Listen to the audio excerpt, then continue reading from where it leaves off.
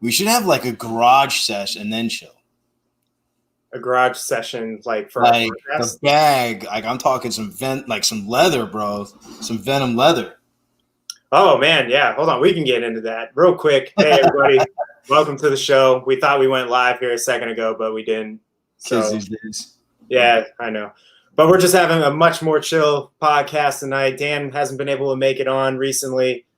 So we just wanted to get on and just catch up a little bit, talk some MMA. And just know tonight is a completely open forum. We have the link if you want to join us through audio or video or whatever it is.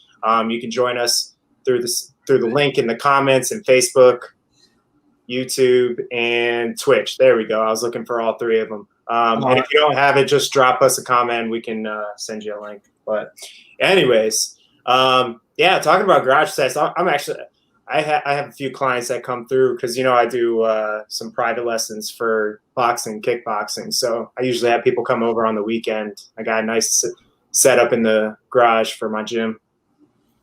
No, I know. And that's what I was saying. Like, I think it'd be great if we can get, a little session going on this weekend. And then afterwards, wash down all the pain with some drinks. I can definitely use a drink. It's my Friday, man. I'm off of work. I'm done. I have a lot of. Doesn't feel like a Labor Day weekend. I mean, I feel like it's well deserved. I don't feel like we're rolling into Labor Day. Like, I feel like the year just started and we're almost ending it. It's wild, isn't it? This year has been something else. It's been another freaking ride. I don't know, because I know when everybody went back, everybody went and started working from home back in March, right?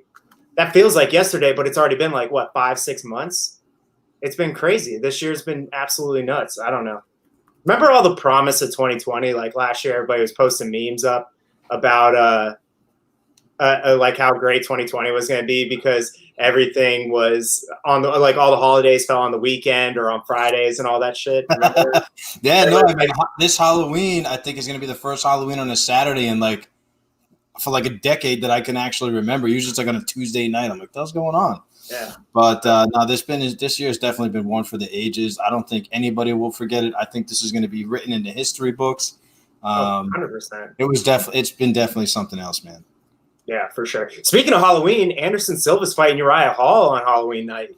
Let's go. And that's his walk-off card. So I hope it's a walk-off knockout. Yeah. I'm talking like Vitor Belfort foot to the face knockout. Yeah. I'm looking for how can you not look forward to watching Anderson Silva at least just come out one more time? I'm hoping he gets a win. He hasn't had a legitimate win since 2012, I think it was. Has it really been that long? Yeah, because his last win was Nick Diaz, but that got overturned. Or no, actually he beat Brunson. When was it? When was it that he beat Brunson? Maybe it was 2016. I have to go look it up. Yeah, but no, because he lost Bisping, he lost Adesanya. Who else did? Yeah, no. And and that's the thing too. Some of those are controversial. A lot of people thought he beat Bisping. Not to mention he did not put him out at the end of one of those rounds before the end. No, okay. I too as well thought that he beat Bisping. Yeah. So you know what it is? He only has one win since 2012. Because if you throw that Derek Brunson fight in there too, that was back in 2017. He technically only has one win. But I mean, if you look at some of the fights, he fought Daniel Cormier on something ridiculous, 3 days notice after he just got off of surgery. He was literally came off of getting his gallbladder removed or something like that. And then he was in the gym one day and then they're like, do you want to fill in and fight DC? Yeah, sure. And he went the distance nonetheless. Yeah, his last fight was 2017 against Brunson. Yeah. And then you figure most people thought he won against Bisping. He had 2 freak fights against Chris Weidman where he snapped his shin in half. And then I mean the knockout wasn't a freak. That that happened. So he was asking for it though. Yeah. And then Jared Cannonieri blew out his knee, and then Israel Adesanya, they were just in there pretty much messing around for 3 rounds. Yeah, they were. They were trying to do some Matrix shit. It was strange. Yeah. So, but I don't know. I'm excited to watch him fight. Uriah Hall's he's a game fighter too, man. Uriah Hall's a tough dude. He's fast. He has a nice jab. That dude's legit. No, and he has knockout power. I mean, any shot, he's got durability, he's got endurance. So I mean, I think it's going to be a tough fight for Anderson Silva. But I think the thing that is really good on his side is that he's going to be able to have a full camp. If you look at a lot of the fights since COVID kicked off, a lot of these fights, even some of the big fights, like look at Woodley and what's his name coming up, like it's really short notice. Covington. Yeah, You know, a lot of these fighters are taking these fights last minute. So Anderson Silva's lucky in that fact that he's going to have a full camp. So I think he's going to come in and I hope he lights off some fireworks. Yeah, me too. I like Uriah Hall, but of course you want to see the GOAT walk away with a win. So we'll see. And I don't think anybody can even argue that comment of him being the GOAT. I think that comment plenty of people. True. No, plenty of people argue it. You want to know why? Is because John Jones is sitting there with all of his wins, and the only reason it's even a controversy is because he's got busted for roids, or performance enhancing drugs. Remember the whole picogram thing, but so did Anderson. Anderson got busted not that long. You know, he got busted too, but I think he got his time waived. Like they ended up waiving that. Did he? Yeah, I never heard of that. I want to say so. Yeah. And how old? What is he? 45, right? He's retiring at 45. Yeah. So you got to give it to him, man. He's been fighting. Shit. He's been fighting since 1998. I mean, if you think about it, like you put him up in his prime, whether it was in the UFC or even before that, you know, the guy was untouchable. So you know, for a couple of mistakes here and there or some losses. You know, after some losses consecutive after some really big losses, you can't really hold it against him and say he's not the GOAT. I can't sit there and say that the GOAT conversation, and I mean anybody, if you want to put up the argument, what classifies somebody as the GOAT? You know, did they have a, you know, completely immaculate record like Floyd Mayweather or something like that, or like John Jones, or do they have a couple of losses in there? You know, so. I don't really think it weighs. I see him as being the GOAT in his division. That's the same I see John Jones. I don't think they could take that away from him no matter what he's done. Yeah, for sure. So I agree with you. On that one. But actually, speaking of longtime fighters, we got Alistair Overeem coming up this weekend. I don't know how you feel about that one. He's fighting Augusto Sakai, who's supposed to be a Brazilian Jiu-Jitsu guy, but he's done nothing but stand up in all of his fights in the UFC. Yeah, after seeing him on, what was it, the Contender Series, Dana White Contender Series, and then that other fight, I don't remember the gentleman, I was really surprised at the power behind his hands.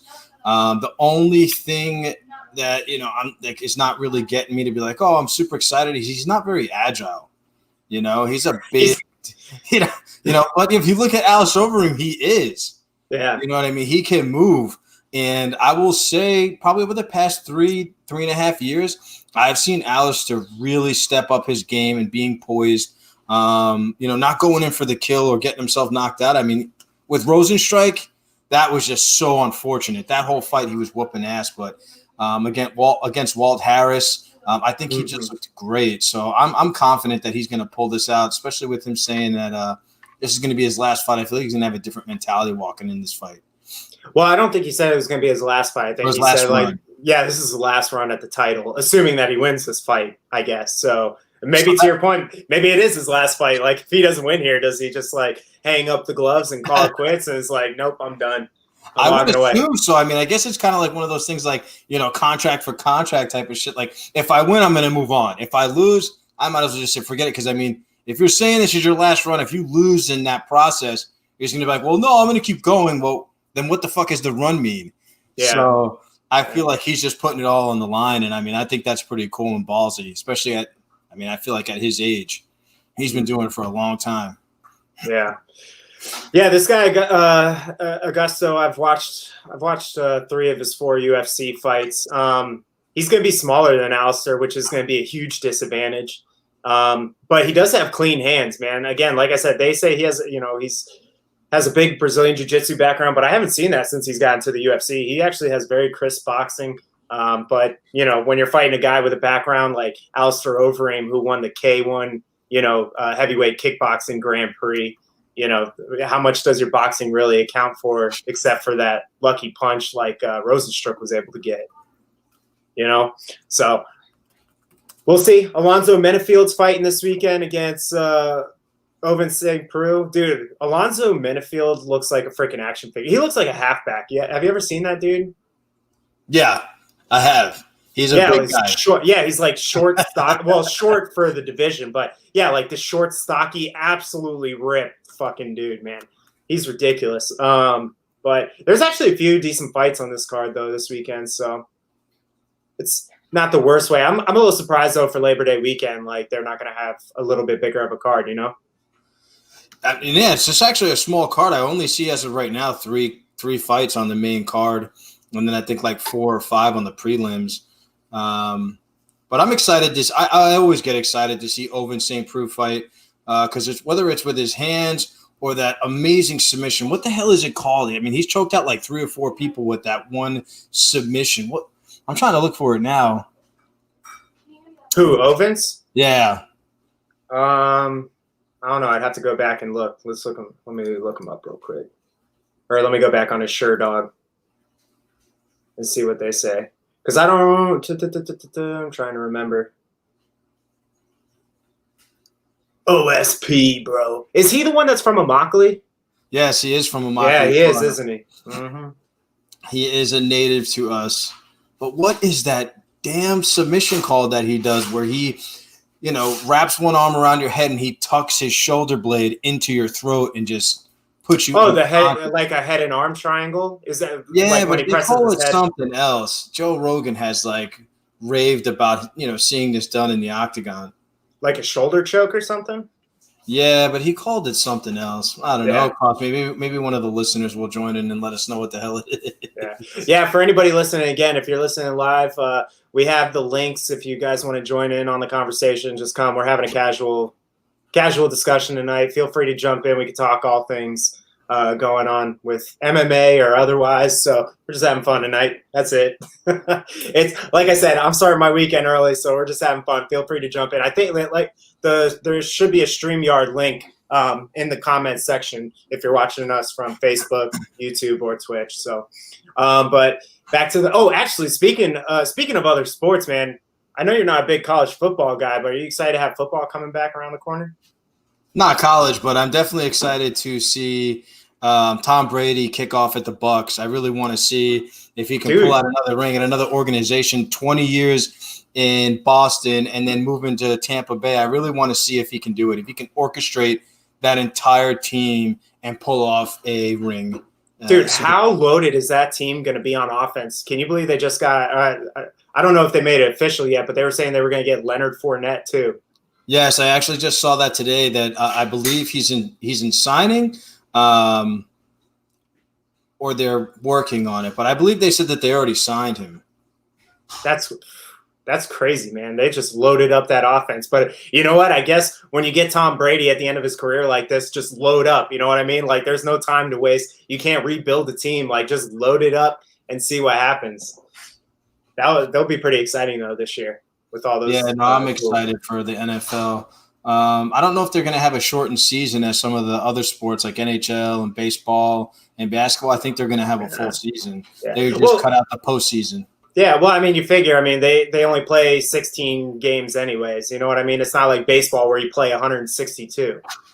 You know, so it's a lot different. But me, I can't wait. Next Thursday, baby. Actually, speaking of Tampa Bay, I got that Warren Sapp jersey up there. But can't wait. Got the U, baby. Got the U. Next Thursday. But no, I found what the choke was that Ovince St. Preux constantly pulls. It's called a Von Flue choke. That must be something that like Eddie Bravo made up because good old Eddie. Well, it's not bad. It's just like a lot of these jiu-jitsu guys make small variations in their grips or positioning, and then they'll change like the name of a choke into something else. And him and Joe Rogan are boys, so I'm sure he taught Joe Rogan some of that, and Joe gets excited. Like, do you remember when we saw that first Twister in the UFC, and Joe was just like losing his mind. He's like, "Oh my god!" No. Who pulled that off? Was that DJ? No. That was some bantamweight. I forget who it was. Right off the top, but yeah, I had never seen something like that. That was pretty outrageous. It wasn't Korean Zombie, was it? It may have, now that you say it, may have been. I think actually he did pull that off one time where he had twisted that body and got somebody to tap out. I think that's in one of his highlight reels that he pulled that off. It might have been him actually. Now that I'm thinking about it, and you know who I want to say that was against? His name's on it. Leonard Garcia. I want to say. Yeah, I'll have to look that up. I don't know. Talking about Joe Rogan, he's flying the coop out of LA, moving down to Texas, Lone Star State. Just signed a huge contract with Spotify, so he's moving off of YouTube and kicking off Spotify. And I'm excited for him. I don't know if people don't listen, man. You got to take a listen to the JRE show. There is some just real weird fucking conversations that guy has. Just blows my mind sometimes. How can you not have fun? I never thought of some of the things that he thinks to bring up. A good one that I just listened to, which was him and Post Malone. They got into like aliens and just doing certain kind of drugs. And it was just like, man, I would never think like that on a normal day-to-day basis. And sometimes it's good to get taken out of, your comfort zone or just the day-to-day and just, kind of get lost in other people's thoughts. But Joe Rogan show is great, man. Yeah. Did you see he has like a whole new studio that was made up? Have you seen that thing? Yeah. It's pretty cool. It looks like a capsule. Mm-hmm. Yeah, it was like all red. Little chamber.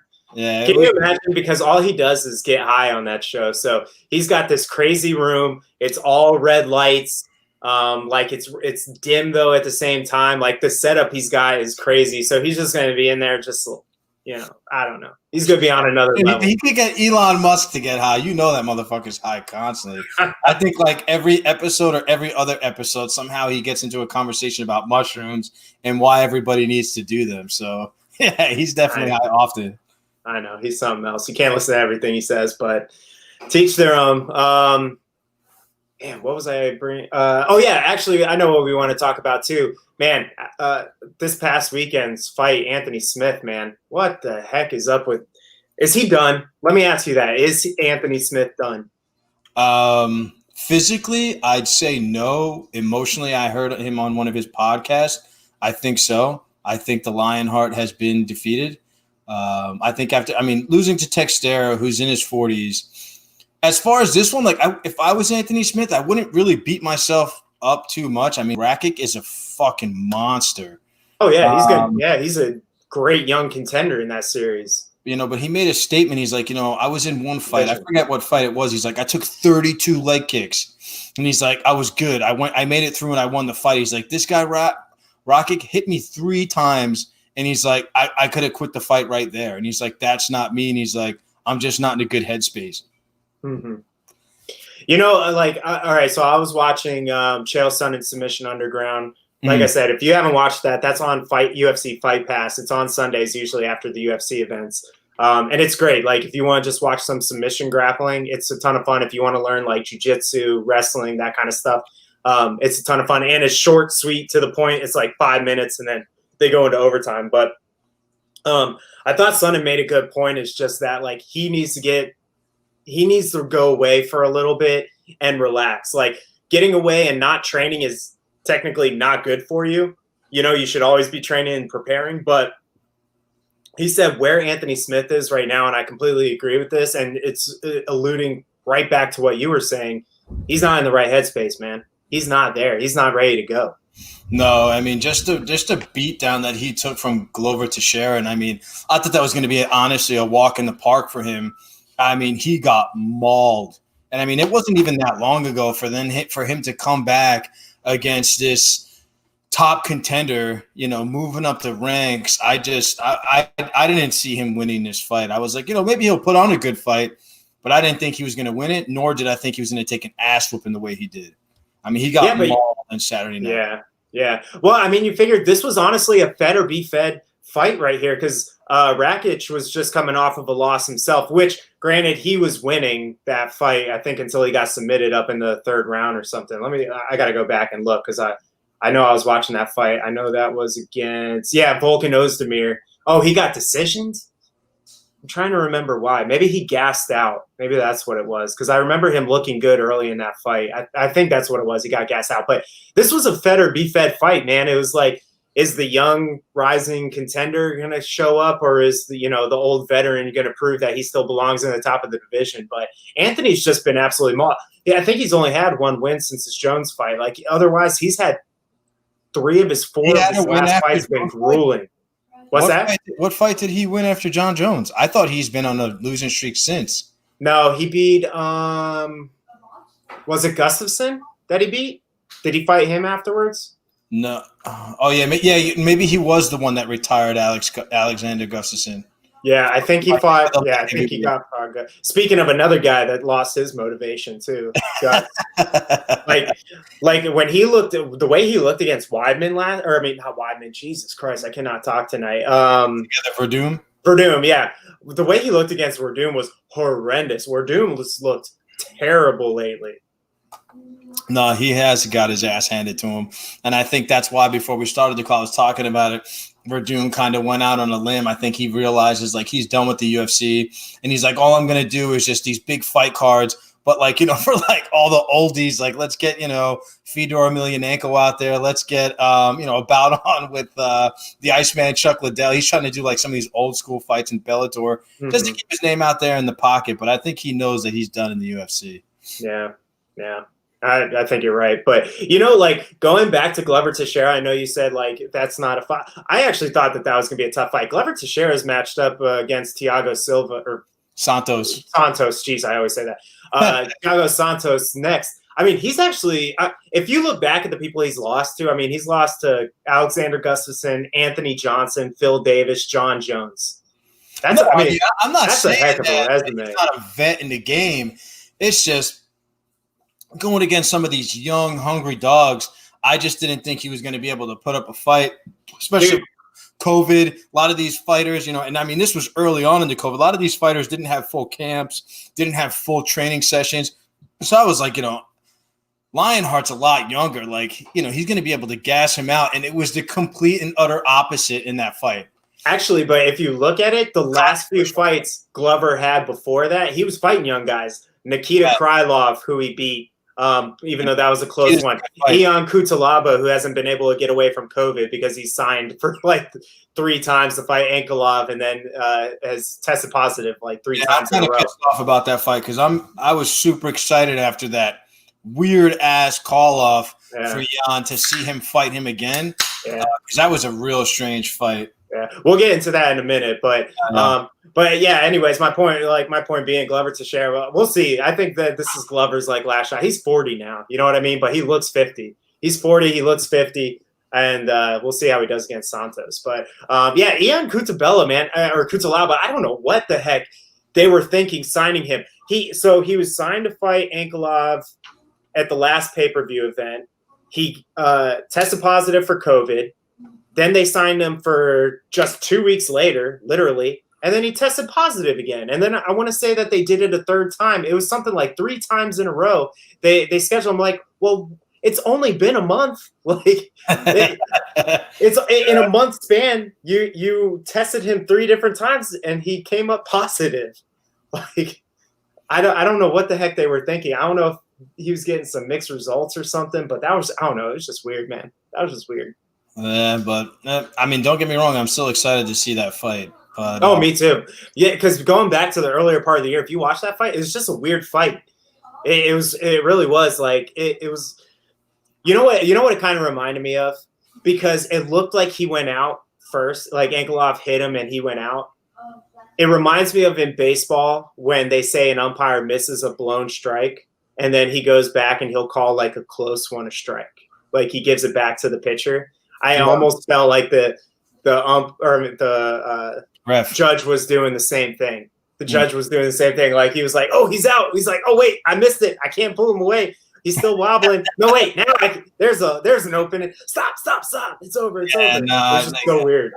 I mean, then again, you know what I mean? Any given Sunday when it comes to the referees, and how they want to call something, like,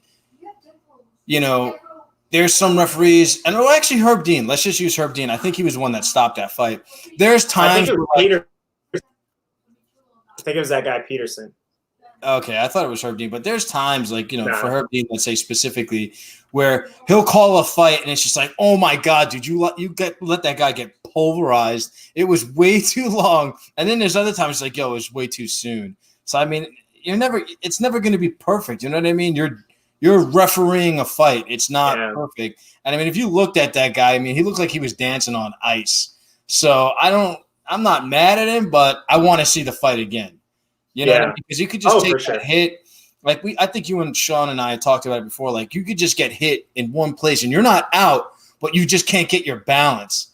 And that's what happened in that fight. Like, fall to the ground or get in a grapple position. Like give him a second. Like he wasn't knocked out yet. He didn't hit the ground. Give him a second to grapple. Give him a second to fall to the ground and make it to the next round. I do feel like that fight was definitely called too soon. Yeah, for sure. Yeah, I agree with you. But hey, so you want to know what's funny as heck? So I'm watching. I think I might have went out there for a second. So I'm watching like our Facebook just in case anybody's commenting saying you guys are so stupid and I disagree with everything you're saying, which I highly expect there to be that. But and what came up was the Von Flue choke.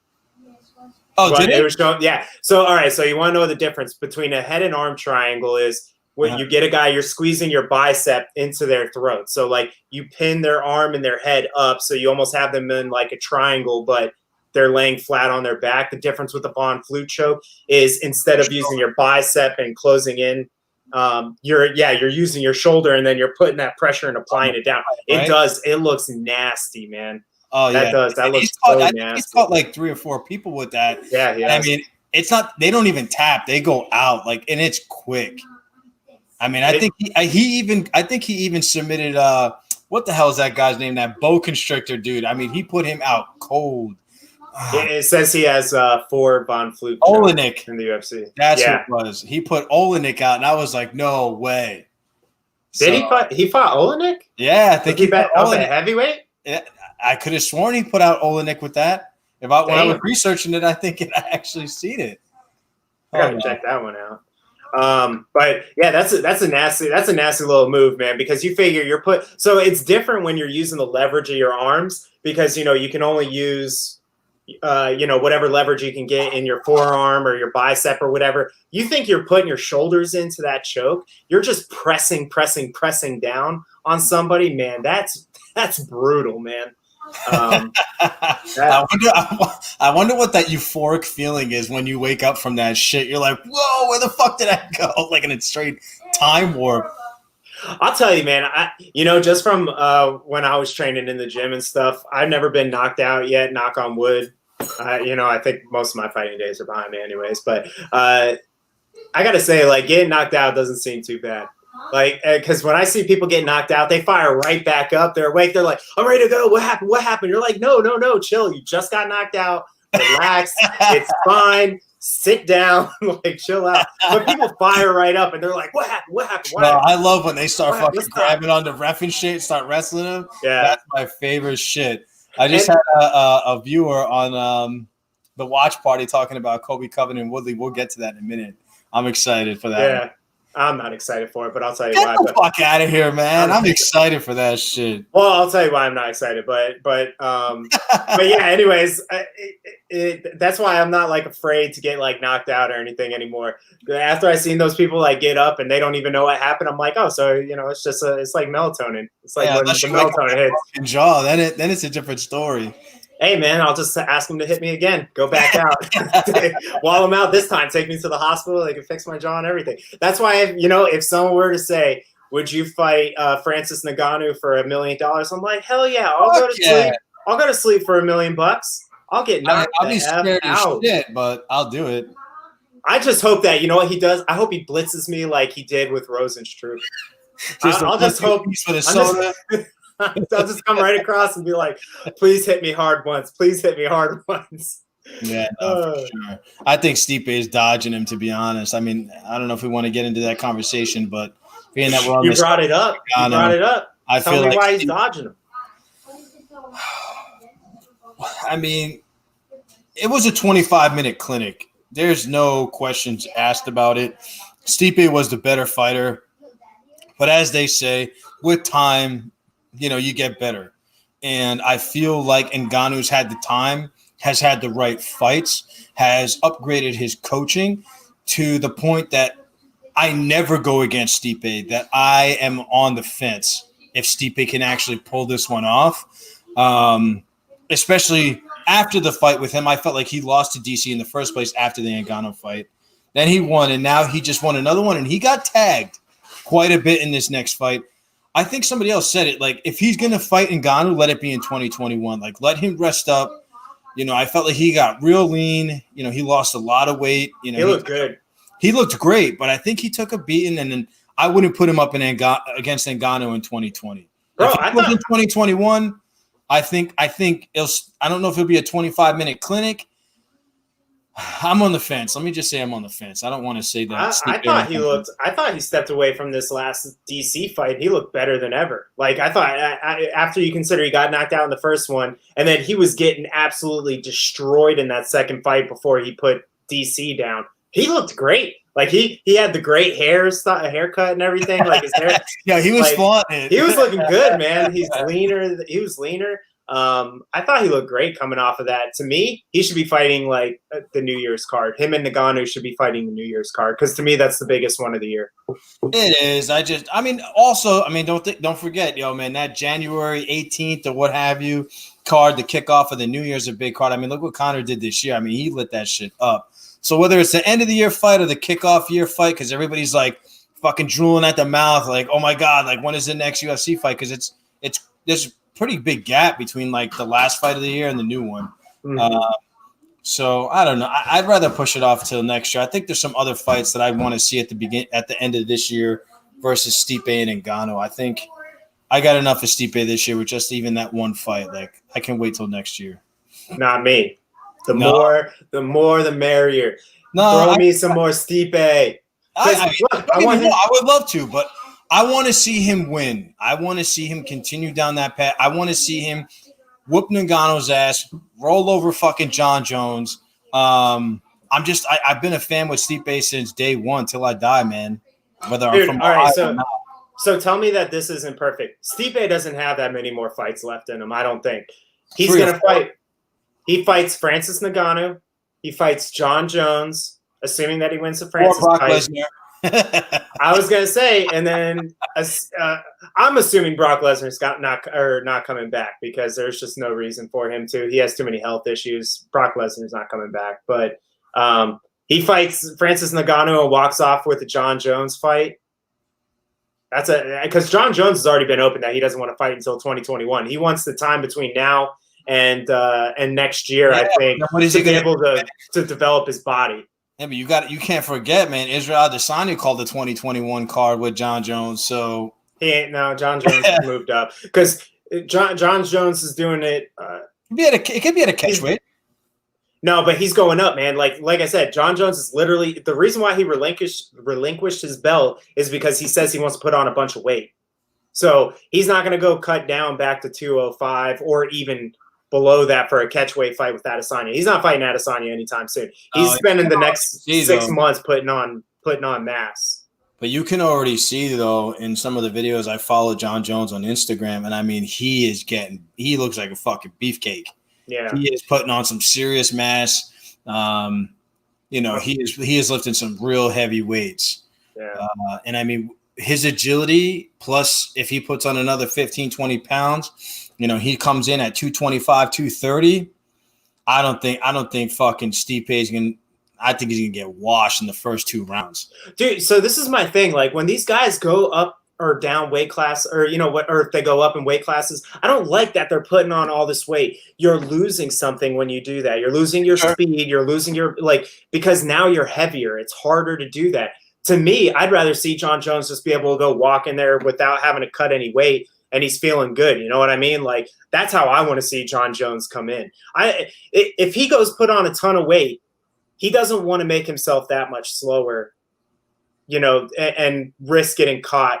That's what I said, like 225. I mean, I can't say that he walks around any more or any less than that normally. But I mean, if he's coming in at a 225 and that's just straight mass, I can't sit there and say he's not going to move around the same way.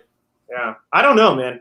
Either way, it makes it to be exciting. I'm looking forward to John Jones moving up. He's been talking about it for a long time, and it was getting to the point where I'm like, he's not ever gonna do it. And lo and behold, he said, "Nope, I'm done with this belt," and he's gonna move up. So I'm excited. But what else I was gonna bring up? Oh, actually, I was thinking about something too, because like in the process of you talking about like his weight change and all that stuff, I'm like, man, it must be nice to be like 6'4", 6'5", and you don't have to cut weight anymore. You just have to be real cut, real lean, and you can walk in there and fight. Weight cutting's hard. I only did it 3 times for the 3 amateur fights I had, and it was brutal. Like I remember I was seeing 2 of the guy I was fighting in my first fight. I saw 2 of them, and that was before the fight even started. I'm just like sitting there looking across. So yeah, man, that dehydration is no joke. It is. It sucks, man. It sucks. But that got me thinking, and I know we already talked about Anthony Smith, but one of the other things that got me when he was talking is that he's sitting there saying these guys in this light heavyweight division are so big now. He's like, they're so long, they're so big. I'm like, Anthony, you're listed at the same freaking height as Rakic. What are you talking about? Anthony Rumble Johnson? No, Anthony Smith. Oh, okay. And no, Anthony Smith is listed at 6'4", and so is Rakic. I'm like, dude, you're complaining about this reach advantage. How about when you were 100? You fought at 185 pounds and you were 6'4". How is that fair to anybody else? Like he was big. That was such. Yeah, he was a monster, and I'm like, how are you complaining right now? But I don't know. That was just I meant to say that earlier and I forgot about it. So no worries. Yeah, and for anybody that's tuning in now, I've said it a few times already, but we're having an open mic night, so we have the StreamYard link in all of our Gone Live, I think from Facebook, YouTube, Twitch, so feel free to jump in if you want to join the discussion. We're just having fun tonight. We can talk whatever you want in regards to MMA. So, all right. Anyways, back to it. Man, there is a ton to talk about, a ton to catch up on. What was the other one that you had brought up earlier? Brock Lesnar. Is he coming back? Dan, go. You like the transition there? I was just like, just put you on the spot. Dan, go. I mean, he's up in a contract. I mean, he was in there. He was talking a lot of shit, back in the day with DC. It's a payday, man. For who? Man. For him, for anybody, shit. You're going up against Brock Lesnar going up against anybody. It's a payday. And I mean, John Jones, I don't think it's the greatest introduction fight to heavyweight, but I think if he could pull off an ass whooping to Brock Lesnar, I mean, there's no way that he's not going to skyrocket into, the next title fight, or even if he doesn't. I mean, I still see him getting a title fight, but Brock Lesnar, shit, he's got all to lose and nothing. I mean, all to win and nothing to lose. If he beats John Jones and he goes for the belt again, that would be something else, man. But he doesn't have the skill that these top contender heavyweights have, man. Like he was getting away with his size, even back in the day when he was fighting before. He was purely getting away with the fact that he was huge. Like, do you remember his first fight with Randy Couture? He literally just shoved him across the cage and then bull rushed him. He's not getting away with that anymore. Like, you think about the top of the division, all these guys are like 6'5", 6'4". They cut weight to make the 265 division. Not so much Stipe anymore. We talked about that. He's looking super lean right now, but he's not going to be able to compete with these guys. And you want to know who's a good example of that? Cain Velasquez is a great example of that. He tried to come in, and you know what? For as much talent as that kid has, he was just hurt too much too often, and he had no business coming in when he did. So I don't know, but we'll see. Speaking of heavyweights, can you believe Anthony Johnson? I thought he was going up to heavyweight. Apparently, he's trying to cut back down to 205. Listen, I think I got my money on the fact that Brock will return before Anthony Johnson does. No, Anthony Johnson's back in the USADA Anthony pool. Rumble. Yeah, Johnson. Yeah. He's back in the USADA pool, the drug testing pool. I saw that, but I mean that doesn't mean that he's going to pass and/or he's going to fight. Wait. Actually, let's bring up. Speaking of USADA and speaking about drug testing, let's bring up that hot pressing news that came up right before we got on. I think it was like 10 minutes before we got on. And you figure they'd be a little bit more lenient with COVID going on. They're going to be wanting to give a fight to anybody, and they're not fucking around.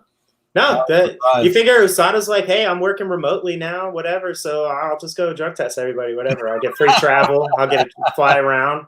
They're making up for lost time when they couldn't fly. So they're like, we're going to see everybody and we're going to get some P tests going on. Because apparently they did. They busted 3 people for marijuana and one of them for amphetamines, nonetheless. Holy crap. Not the biggest names. You have Luis Pena and Tim Elliott are the pretty big names on that list of the 4 people that got busted that we just mentioned. But damn, that's a hit list. You know what I wonder though? So USADA, I think it was last year, they changed their process up for how they announce like if people got busted. So this I think actually would have been in waiting. Like these people would have gone through the testing for a little bit. Because I don't know if you remember before, like it was the Wild West. They'd be like, oh, this guy pissed hot. He's done. He's over. And then you find out like it was a bad sample or they had to retest these people. So it was just creating all this controversy. Like, you know what? Nate Diaz in his fight before Anthony, or was it Pettis? I think it was before Pettis. They said he had a supplement, ended up being a tainted supplement. And I think that was actually when they were like, all right, we're done. Or actually, no, they did that beforehand. And then Nate Diaz being Nate Diaz came out and said, yeah, they're trying to catch me for this stuff. And I'll tell you what, I never take anything. I buy all my food at Whole Foods, blah, blah, blah. I bought all my food at Whole Foods. So yeah, they announced 4 people with the getting busted, but I think that might have been over a period of time. A couple of coins out of people's purses for their recent fights. They said in that article as well with MMA Junkie. Received the $1,800 fine in 9 months. Like I said, it's my weekend, man. I'm here resting, relaxing. All right, so one of the guys. That's all right. What's that? I said, don't worry, just keep rubbing it in. It's fine. I am. I'm gonna say it probably 4 more times before I get off. I got a full day tomorrow. One of the guys only got an $1,800 fine, which actually is a lot of money for these guys, especially anybody that. Like he only has 8 pro fights, so he's probably getting the league minimum when he fights. So $1,800 is probably a lot, and a 9-month suspension. Yeah, that's a couple of car payments right there. Hey, we laugh, but we've talked about this 1,000 times. These guys maybe make 16,000 show or 16 to 20,000 to show, and then they might win. They might double that up if they get a win, but then you have to figure that your manager's coming and taking 10%, and then your camp's going to come and take some of that money. And then Uncle Sam's going to be like, oh, that's nice. You made all that money in one night, so we're going to tax you as well. And then if you fight in another state, you can get taxed twice. So you're not making all that much money. But earner ways. So yeah, so I mean, I went off the rail. No, that's all right. Let's just fast forward a little bit because I know you're not excited, but I am. And I mean, the fight card shit. What? Oh, I'm just mouthing stuff. I'm just saying, I'm here for entertainment. Likewise. You know, I know you're not excited, and I mean, the card isn't really that stacked, but I'm fucking stoked for Colby Covington and Tyron Woodley for the controversy that they built to finally put it to sleep, even though, you know, people got their asses whooped in between those fights. I'm excited to see this fight. For Colby Covington, it's a comeback fight. For Tyron Woodley, it's either, yo, man, you either pull it off or you just hang up the towel at this point. I mean, he even had the balls to go and, you know, come to ATT down in Florida and train with Jorge Masvidal to get a better sense of what fucking Colby's like. So you know that he's coming in hot. So for me, I feel like Tyron has something to prove. Colby Covington, I feel like even if he comes out of this fight at a loss, he's still going to be a top contender, but I can't say the same for Tyron Woodley after his consecutive losses and the amount of time he's had off. I'll tell you what, I'm off the Tyron Woodley hype train, dude. Like, I tried liking him earlier on. You never liked him. Cut the shit. You were like Dana White. I fucking hate Tyron Woodley. That's true. That's 100% true. All right, so this is what it is. It's like I've always had one foot in the door of the elevator, assuming that the elevator is the fan, you know, being a fan of Tyron Woodley before it goes up to the penthouse, because he has all this talent. He has this power. He has this raw wrestling ability. but there was always just something about him. I'm just like, man, you like when he fought Damian Maia. He has lackluster fights. Yes, But when it he fought Damian Maia, he stopped 25 takedowns, but they almost did not strike anything against each other. Like they almost threw no punches. It's like at some point, I know that you have to expect a takedown, but you stuffed 25 of his takedowns. You have to feel pretty damn confident in your defense. Like, go ahead and throw a damn punch, dude. I know, punch. let's put it into perspective. It's like the same thing with Israel Adesanya and Yoel Romero. Like nobody threw a punch. It was just kicks, and it was like, dude, you kicked him enough. Now throw a fucking punch. It just happens, man. You cannot always expect a fighter to go in and just, like, okay, I've done so much, but now let me go and risk it all. Danny, he's done that multiple times. He's done that multiple times where he falls flat and he's hesitant. He did that in all the Stephen Wonderboy. Like, all right, so like a lot of people will say his claim to fame was the Stephen Thompson fights. They only ever had one good round in each of those fights. They fought for 10 rounds. Yeah, those fights. I'm trying to get my fingers in there. It's 10 rounds, and they only had one decent round in both of those that were exciting because they waited so much. Tyron Woodley is so hesitant with his hands. He has knockout power, but he doesn't use it. And that's that's always been my thing with him is I felt like he's always been this dude that is super strong. He has incredible athletic ability, especially at welterweight. I thought he was going to run through Usman. I'm like, he's way too skilled. And then he just it almost was like he let himself get taken to the cage against Usman for 5 rounds. And it was just the most frustrating thing to watch. I'm just like, you know what? He did lay down in that fight. Oh, yeah, he laid down. He laid down and take his whooping. Because I can't sit there and say that Usman is as strong as Tyron. And in fights like that, I do believe that knock somebody out or get knocked out. That's it. You know what I mean? Don't take your time and try and win the scorecard. Just either go out on your shield or fucking go for gold. And I can sit there and say that is one thing that does turn me off about Tyron. He never takes a chance. No, he doesn't. He doesn't. And real quick, actually, speaking about terrible fights, I have my buddy Zach Kopp. What's up, Zach? He brought up, what's the worst fight you ever witnessed? And you know what? I actually agree with him because there was all this hype behind this one. And I'll get into this. I'll get into mine here in a second. Or do you want me to say mine first? Because I feel like I keep putting you on the spot. Yeah, by all means, because I haven't thought of mine yet. Yeah, and we're just bringing this up because we're talking about these terrible fights, or that Tyron Woodley, or terrible performances that Tyron Woodley's put on. Actually, all right, let me reword that. About Tyron, what is our? No, just anybody in general. So my buddy Zach said, if you remember this one, when Kimbo Slice fought Houston Alexander, I actually 100% agree with that one. I think that one for me was horrendous because I was a big Houston Alexander fan. This guy was knocking everybody out, man. He looked the part. He looked mean. He was a fun guy to watch. And then you have Kimbo Slice coming off the streets. You know what I mean? Like 305 knocking people out. There's one video he knocked the guy backyard brawler. Yeah, backyard brawler. He knocked the guy's eye out of its socket. Like you're like, man, these two guys are mean as shit. I can't wait to watch this. And then they just ended up just like dancing across from each other. And then they kept giving me, and the worst part about it was they kept giving each other high fives at the beginning of each round. I understand that they respected each other, but that's just too much, boys. You're out there getting paid for a whole other reason. It ain't to high five each other 5 different times. That's my piece. So that was your worst fight? Yeah, I think for me, and part of that I will say too is because of the build up for that fight for me. Going back and talking about like the build up for both of those fighters. It was huge. So. Introducing Kimbo Slice to the UFC was fucking huge.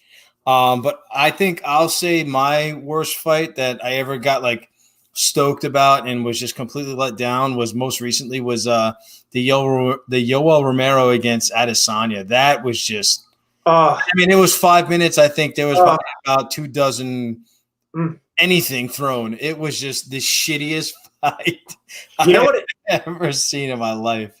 It's like It's like 2 kids that absolutely hate each other, and they're like talking all the smack, and then they're like, all right, I'm going to meet you at the park, but the park's 5 miles away, but we need to be there right after school, so let's run over there as fast as we can. And they're talking smack all the way down there, and then by the time they get to the park, they're exhausted, and they're looking at each other, and they're like, all right, let's go. I can sit there and say I've never had one of those, man. It was always like right across the street or over the bridge. Let's go. Yeah. It was I'm not just using that analogy because these guys talk so much smack for so long. They're two brutal guys. Like you're excited to watch these guys fight, and then they just come in and it's like they're like, whatever. I'm here. I showed up for work. I punched my card. No, is it 5 p.m. yet? I'm ready to go home. Especially to the fact that that Israel Adesanya is a fucking champion. Like, come on, man. Yeah, and that fight also makes me nervous for his fight coming up against Paulo Costa. Like, that is not like a Kelvin Gastelum fight where like you're gonna get tagged and you're gonna be able to have time to like reconvene, get to the corner. Like, no, you're gonna be getting fucking blasted. I'm talking like Street Fighter, like 35 hit fucking combos. How are you gonna handle that with this guy that's just throwing like straight meat cleavers at you? Like, Paulo Costa is no fucking joke coming down from 235. Mm-hmm. So I will say this is one of the different things. This is one of the things though with this fight. Paulo Costa is a come forward aggressive fighter. Yeah. You can almost see the Yoel Romero fight happening that way because of the way Yoel fights. Hands high, he's chilling, relaxing, he's sitting back, and he waits for you to come in. Adesanya is a counterpuncher. He does the same thing. The irony with counterpunchers is they're usually the best strikers, all right? But at the same time, they can also have the most boring fights because if you match two counterpunchers up against each other, it can turn out to be a horrendous fight because both guys are waiting to go off on one another. And I think that that's part of what we saw with Adesanya versus Romero was that. Whereas Paulo Costa is going to come forward. Paulo Costa is going to come forward. He's going to throw a bunch of punches, and we'll see how that goes. So yeah, honestly, I believe this is going to be one of those fights where a little bit is built up just for show. A little bit is built up just for to hyping it up. Like I feel like this fight's gonna whatever which way it ends or begins. No gloves are going to be fucking touched, and no good fight. Like there's going to be no respect. Where you're going to hear the commentators say in mixed martial arts, there's always respect after the fight. Like I feel like no matter what, one of these motherfuckers are going to kick one of them in the ass out the cage. Bro, Paulo Costa, he seems like such a nice guy. He's like one of those guys that's like super big, but he seems like he's super nice. He does not know how to talk shit. Like when they're talking to each other, like Adesanya's like sitting there, and Adesanya, he goes off. He's like, yeah, I saw this boy back there, and he's walking away, and I'm like making eye contact with him, and he's not even looking at me. He's like walking around, and then Paulo Costa gets up to explain himself. He's like, I didn't even see you. I was walking, and then I had to make a left turn, and I had not seen you out of my peripherals over to the right side of me. it's like Paulo, that's it. Like that's like, and like Adesanya's like calling him out, like, oh, he's like tweeting all this stuff to me, and then he's deleting his tweets. What the hell, boy? And he's like, yeah, I had a spelling error in that last tweet. And I needed to take it down before my third grade teacher. ESPN. Fucking dude, what the fuck is his name? Adesanya, fuck you, boy. Blah, blah. Talking all this kind of crazy shit. And this dude comes in after then he drops the mic, walks up yeah, he couldn't even finish his fucking sentence. It was yeah. Costa gets me, man. He gets me because he doesn't have it in him. He doesn't have the ish talking in him to be able to hang. In Portuguese he does, but in English, just stop. Hello and goodbye. That's all it should be. You might be right on that one. I don't know, but yeah, that's it for that one. I'm looking forward. Man, there was another fight I was just gonna bring up. Dominic Reyes and John. Whatever the hell his name is from Poland. I'm excited about that fight. Jan Blachowicz. There you go. The Polish guy. I'm excited for that fight. I'm excited for it. Jan Blachowicz, I don't think, because he's a nice, quiet Polish dude, I don't think he gets the recognition that he deserves. Shit, that Corey Anderson sent him out of the UFC, so. Yeah, think about this. For him. He knocked Luke Rockhold into retirement with a broken jaw and then sent Corey Anderson packing over to Bellator. This guy's silent, man. He's a silent killer, this kid. I can't wait to watch him fight. I'm surprised he didn't call John Jones out on this shit. Like, yo, man, you're leaving because you know I'm gonna knock your ass out. But well, I think it's a great fight and the right fight versus putting like Curtis Blades or some shit in there for the open title. Well, I think Curtis, it's a perfect fight. That's heavyweight. We're talking about light heavyweight. Really? Yeah. Oh, my bad. But either which way, I think this is a great fight. Well, let me throw the other name in there. I'm sorry, Santos. I think this is a better fight than throwing Santos in there for a title shot. I think. Well, no, go ahead. Whoever wins this fight should go up against either Santos or Teixeira. Dude, do you want to see? I agree with you 100%. Like, as much as I want to see Thiago Santos come back and fight, the cream of the crop at 205. He blew out both of his knees. He's coming out off of like getting both of those knees just absolutely shot, getting surgery. Like, I want to make sure he has his wheels under him because kicking is a big part of his game. I want to make sure he has his wheels under him before he's fighting for a title and ready to fight like Dom Reyes and stuff like that. You know what I mean? I hear you have some people that agree with me in the background, so I appreciate it. I appreciate you. There's minions running around. And did you ever watch?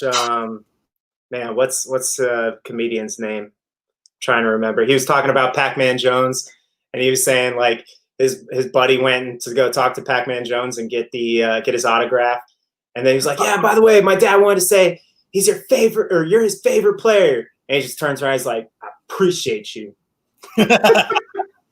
But yeah, no, I was upset to see though Claudia Gadelha. She got pulled off that card. She busted her knee up. And then now looking at the card, I'm like, no, Diego Sanchez, he's coming back again? That's his final fight, I think he announced. Diego Sanchez says this is going to be like his last fight. Thank God, man. Like, I said this, Sean and I were talking about this last week. Like, I don't want to see any – like, I was never a big Diego Sanchez fan. But if that guy's not the picture on the front cover of what CTE looks like in athletes, like, I don't know who the hell else is, because he just has been out of his freaking mind. He has taken so much beatings in his career in the UFC. He is just so out there right now, man. I want to see him retire just for his own damn health. Like, man, what was that? No rest, boo-boo. Muhammad Ali ended up getting. He's definitely going to have that. Parkinson's, right? Yeah, he got hit. God, I hope not. Like, I would not wish Parkinson's on my worst enemy, man. Likewise, but oh my God, man, I hope not. That's serious blows. Yeah, he really has, man. If you go back, even his wins, he had a lot of questionable wins, but still, like, he always took a beating. So hopefully this is his last fight. I want to see him just be able to go into retirement and just maybe get his brain back or something, like recoup a little bit, man. Go to brain rehab. I know that's not a thing, but leave me alone. So whatever. But I am excited though, moving forward from that fight card, UFC 253, headlined by Adesanya Costa, and then you got the co-main event with Dominic Reyes and John, whatever the hell his name is, for the light heavyweight belt. I'm excited that they finally booked it, dude. I think it's probably been like, 6 to 8 months. Brian Ortega against the Korean zombie, Su Jung. I am so fucking stoked for this fight because the build up to it before the fight was like, yo, I am ready. So I'm excited for this fight. I think it's going to be a great fight. I think the winner of this fight should either be next up against Volkanovski. If not, I know Zabit's in line, but I don't know if they're going to give it to Zabit. But I think Ortega. Yeah, Zabit. I think it's very likely that we see. Oh, the comedian was Tom Segura. Sorry. Anyways, Tommy. No, all right. But oh crap! I lost my train of thought. I've had too much caffeine today, dude. I have a caffeine addiction that's just talking about like blowing your mind out. I think between Red Bull and black coffee, my brain's gonna explode. No. Oh yeah. Zabit might actually have the next title shot against Bull, because you figure with that fight falling out, who else do you want to see Zabit fight? Like Calvin Kattar sitting there waiting, but he already beat him handily. So Throw somebody else at Vol. Vol looks fresh, man. Like, throw him at the end of the year, match these guys up, get them going again at 145. Right? What's that? You called out Cater as a good next opponent. I did originally because I thought Cater, he's had a good win streak, but at the same time, like, I went back and thought about it. I'm like, nah, it's too soon. Like, and the other thing too is you have so many contenders. I would hate to see you throw that away. You know what I mean? Like, you have a long list, because that can be an issue in some divisions where you just don't have anybody else in line after your next top one or two contenders. 145 might be the deepest division right now with contenders sitting there waiting. Like, why would you want to throw all those guys away? I wouldn't. I would just line them up. 155 is still big. I mean, you got the Gaethje and Khabib fight. You got Tony Ferguson probably headlining something with Dustin Poirier. You got Conor still in the mix. No, Conor's not in the mix. Connor's not in the mix. Actually, you know what that brought up? I was looking at the rankings the other day. Can you believe Nate Diaz is still number 12 in the welterweight division? Oh, fuck out of here. Hey, man. He's about to throw down with the BMF times 2. He has fought 2 times in the last 4 damn years, and he is ranked number 12 in front of Neil Magny, who's on a 3-fight win streak this year. This year in 2020, when everybody else is having a bad year, Neil Magny is having a year. And he is ranked behind Nate Diaz, who has fought Anthony Pettis, who is not a legit 170er, okay? And then he got absolutely destroyed by Masvidal, okay? Why is he ranked number 12 in that division? He's not a legit 170er. I don't want to get into that conversation of we're already here, son. We're already here. That they're we're already at the bus depot. Waiting to get on the bus. Numbers talk, man. And if you think about it, man, any day of the week, Nate Diaz is pulling in a bigger card than half the fucking people in the top 10. And that doesn't mean that it's right, though. That doesn't mean it's right, though. Okay. No, it's not. I'm just standing on my pedestal real quick. Yeah, it's not realistic, but it is what it is. You know what I mean? Conor McGregor literally picks his head up after 2 years and says, I want to do this. Okay. Yeah. That's just how it's going to be. I think even Masvidal has probably gotten to that stature at this point after last year. All right. I want you to answer this as fast as possible. All right.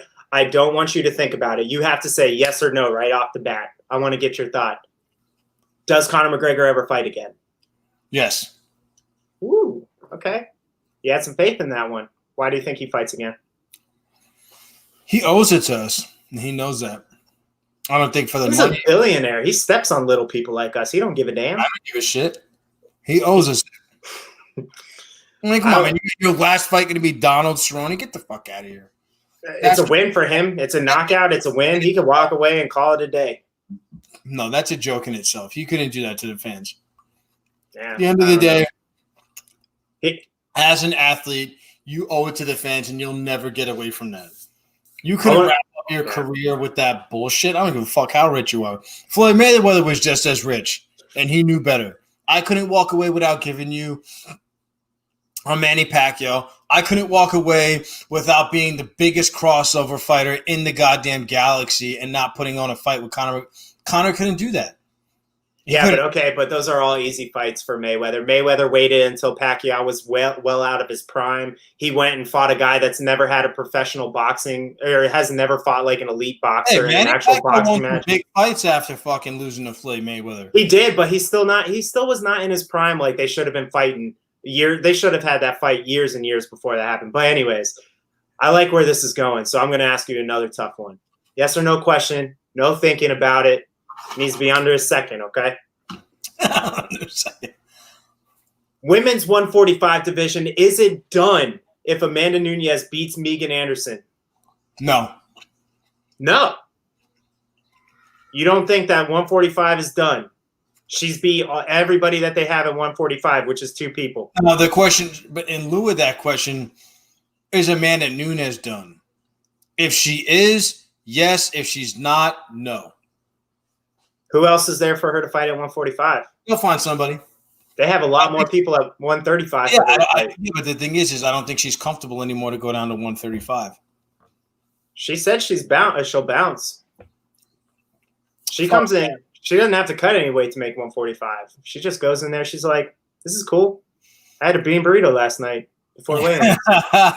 Yeah, she kind of thick though. I like it. Well, I mean, hell, she put some fucking muscle behind knocking out Cyborg. So fuck that. Even her last fight, she whooped that girl's ass. What was her name? Was it the Felicia Spencer fight?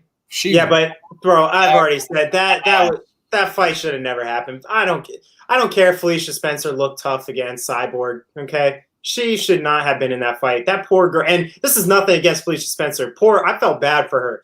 She, I said the same thing. I was like, she's just a sheep being fed to the lioness. That's all that was. She was just a sheep. They needed to put on a pay-per-view, and they wanted Amanda Nunes, who's their biggest female headliner, to fight. And they said, just feed her somebody. I don't even give a damn at this point. So to me, 145 is gone, dude. 145 for women's division is gone if Amanda Nunes beats Megan Anderson. Megan came in. They brought her from Invicta. She was an Invicta champ. They brought her in solely to open up this division and fight Cyborg, because the only reason they had 145 division was because of Chris Cyborg. Mm-hmm. All right? Then they bring in Megan Anderson because they're like, man, we're not going to have anybody. Chris Cyborg's going to whoop everybody, which she was. They had to bring girls up from 135. Nobody expected Amanda Nunes to come in and just ball out at 145 pounds. So it's done. Like, to me, 145 for women is done. It was always barely there in the first place. They don't even have a top 10 for 145s. They don't even have a ranking system, I think, for them outside of like the top 3. I have to actually go on and look. That's kind of hilarious. Yeah, get me off my rant here for a second while I look up on UFC.com. I have to see because there's got to be nobody at the 145 division for women.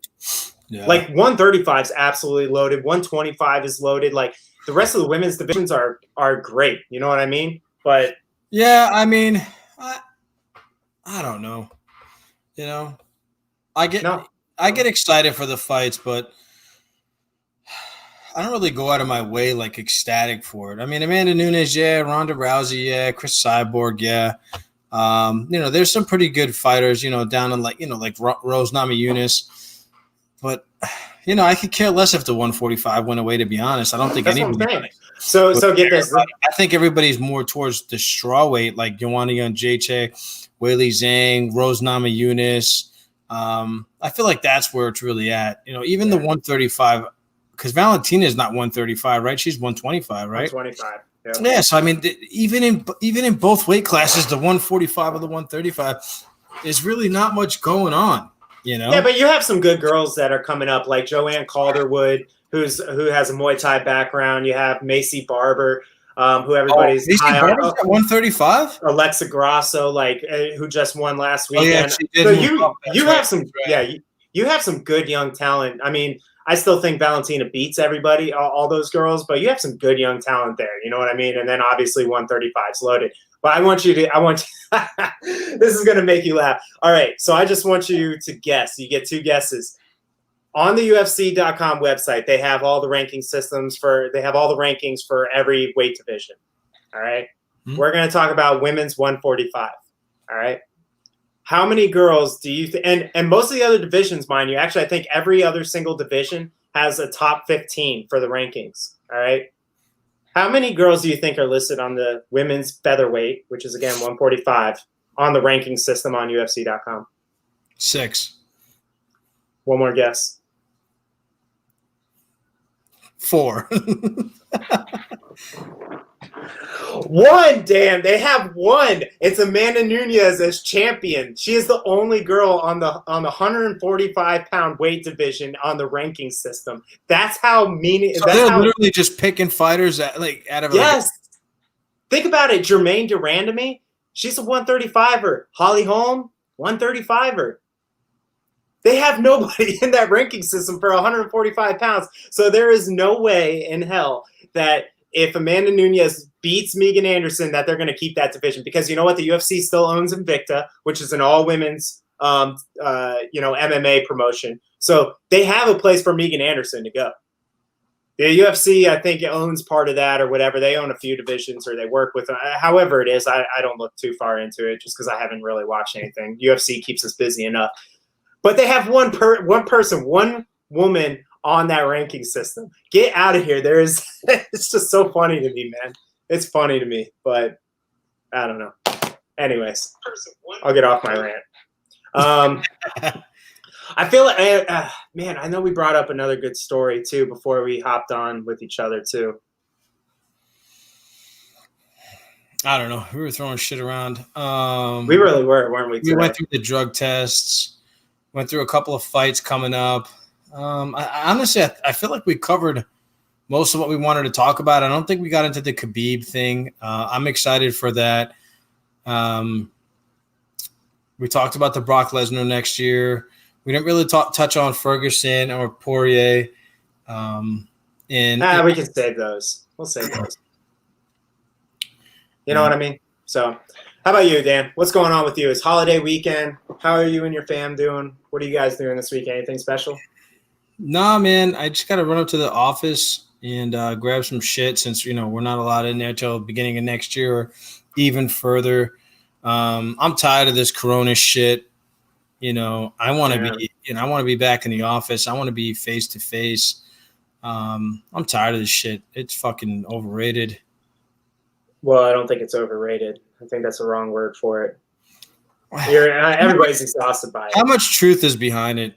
We can. I don't know. Argue about it for days. I don't want to be. I was gonna say this could turn real quick into the Joe Rogan show where we just go on to a tangent about conspiracy theories and everything. I will say, actually, one conspiracy theory I did have originally was when Trump signed the executive order and he was saying that a lot of that money that is, I think it was going to go into unemployment and stuff, was going to come from the leftover money from FEMA. It was funny because I think literally 2 days later, the National Weather Association or whoever estimated that there was going to be a record number of 25 storms this year, right? Out there. And they said that was double. Most years they only think that there's going to be 12. And I'm like, they were clearly saying that, so, so that way they're like, no, we need to keep our funding, which they should. Just look at Louisiana, who took back-to-back 1-2 combo by 2 hurricanes in a row. That was ridiculous. But then guess what, man? It's been a crazy storm season. So I thought I had the conspiracy theory down. I was like, nah, they're just saying that. They're just saying that record number year. Get out of here. And then it seems like it's storm after storm. But yeah, I know what you mean, man. It does get it does get exhausting being inside the house all day, every day. But, what can you do? Stay safe, stay healthy.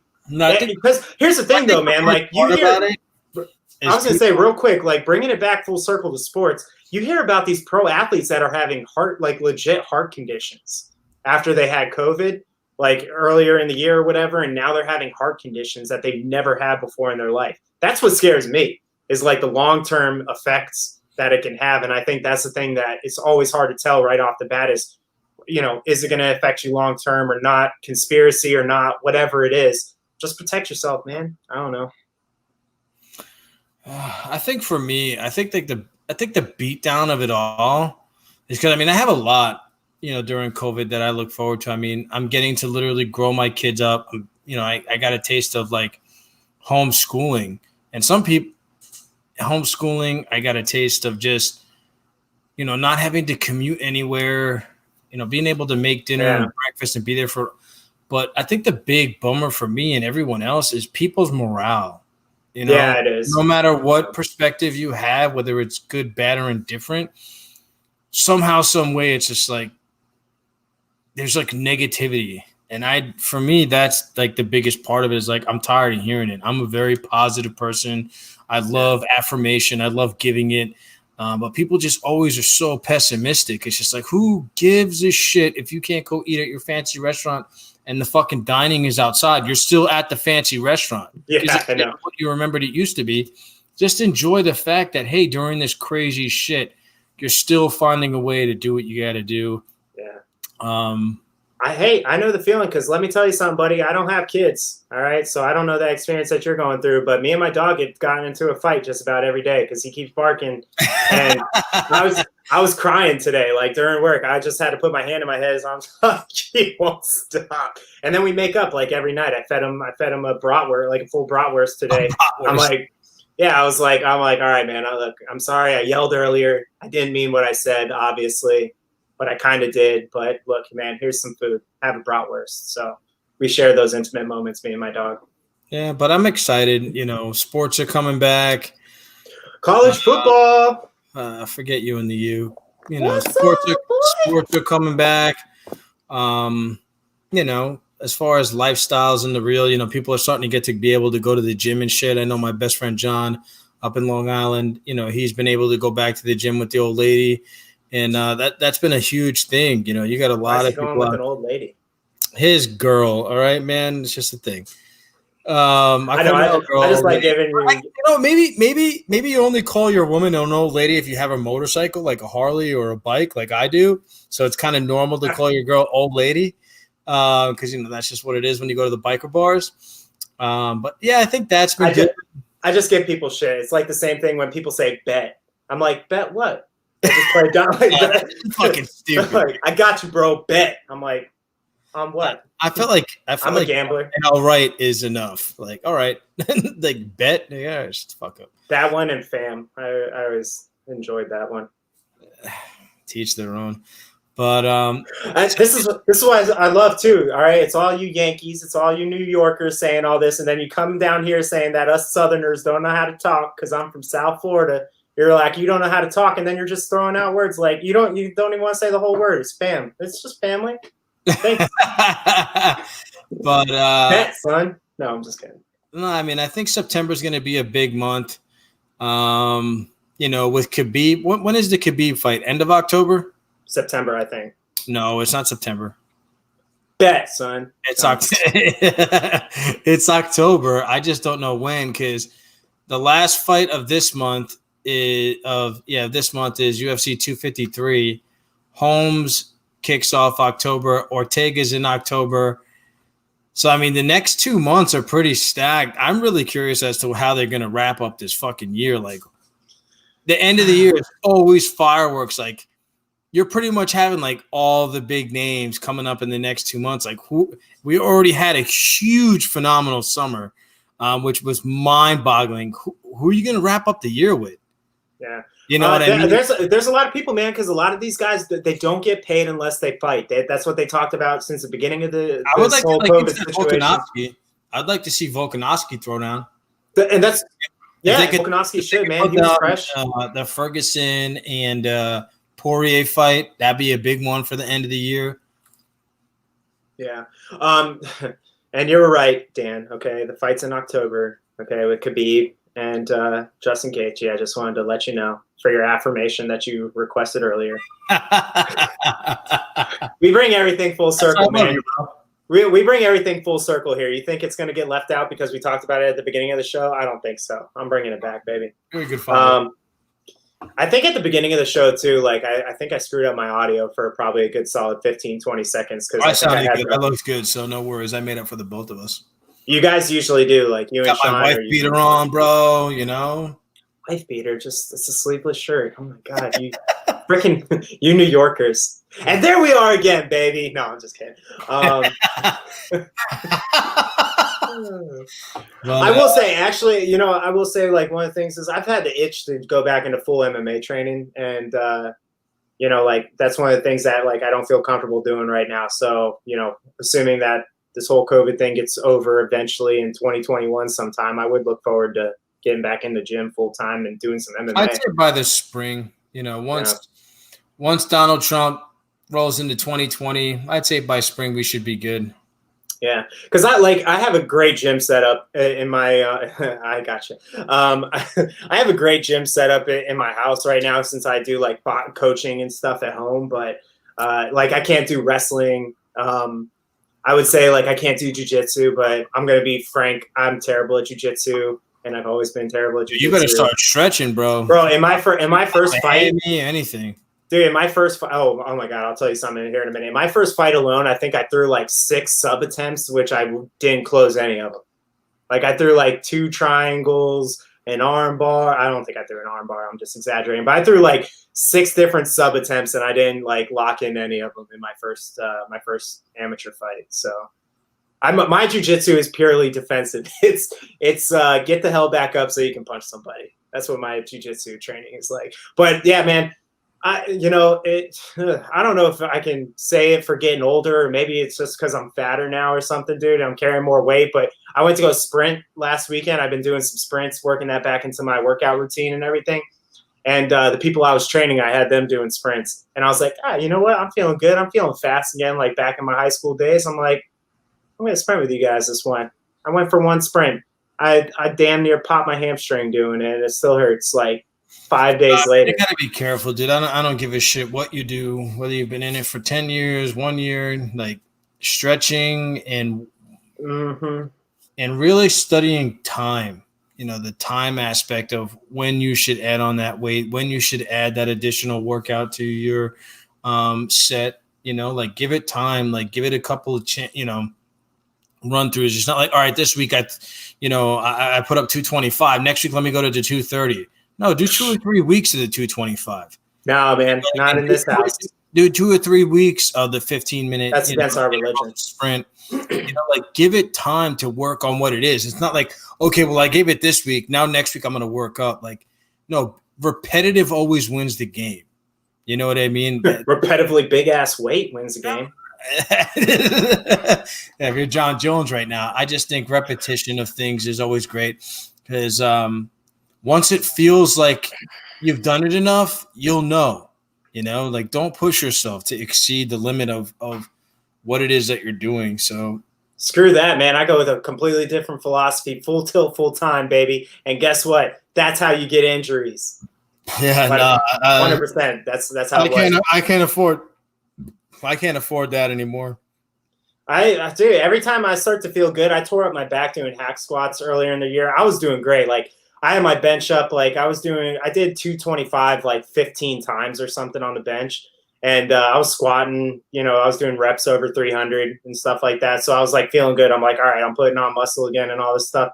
I went to do a hack squat and went right back down to the ground, man. I tore up my back some kind of way.